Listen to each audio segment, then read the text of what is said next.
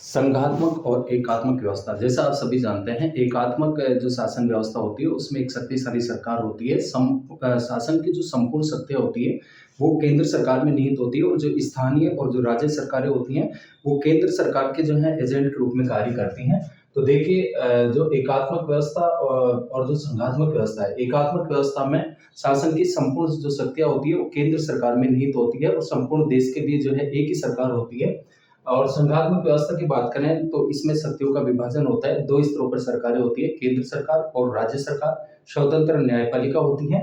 तो एकात्मक व्यवस्था वाले जो देश हैं, जिनमें चीन है, ब्रिटेन है, फ्रांस, जापान, श्रीलंका, देखिए एकात्मक शासन व्यवस्था के देश चीन, Britain, France, Japan, Sri Lanka, Bangladesh, मिस्र, इटली, स्वीडन, नॉर्वे, फिनलैंड, इन देशों में जो है एकात्मक शासन व्यवस्था है, जहां पर एक शक्तिशाली केंद्र सरकार है, संपूर्ण शक्तियां केंद्र सरकार में निहित हैं। और संघात्मक व्यवस्था की बात करें, जहां शक्तियों का विभाजन होता है, 2 स्तरों पर सरकारें होती हैं, केंद्र सरकार और राज्य सरकार।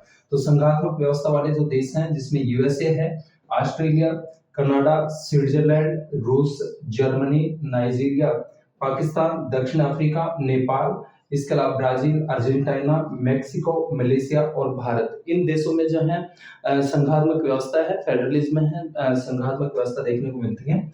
इसके अलावा बुक्स की बात करें तो जो इन पर जो बुक्स लिखी है, एक तो ग्रेनविल ऑस्टिन ने जो बुक लिखी है, the Indian constitution concern of a nation, 1966 में इनके द्वारा एक बुक लिखी गई। वियर की बुक थी मॉडर्न कॉन्स्टिट्यूशन, 1966 में। इसके अलावा वुडरो विल्सन ने लिखा कांग्रेशनल गवर्नमेंट, 1885 की पुस्तक इनके द्वारा लिखी गई। जेम्स प्राइस की जो पुस्तक है अमेरिकन कॉमन जो वेल्थ है, अमेरिकन कॉमनवेल्थ, 1895, और डी टॉकविले ने लिखी डेमोक्रेसी इन अमेरिका, 1835 में। लास्की ने अमेरिकन प्रेसिडेंसी एंड इंटरप्रेशन, 1980 में। धन्यवाद।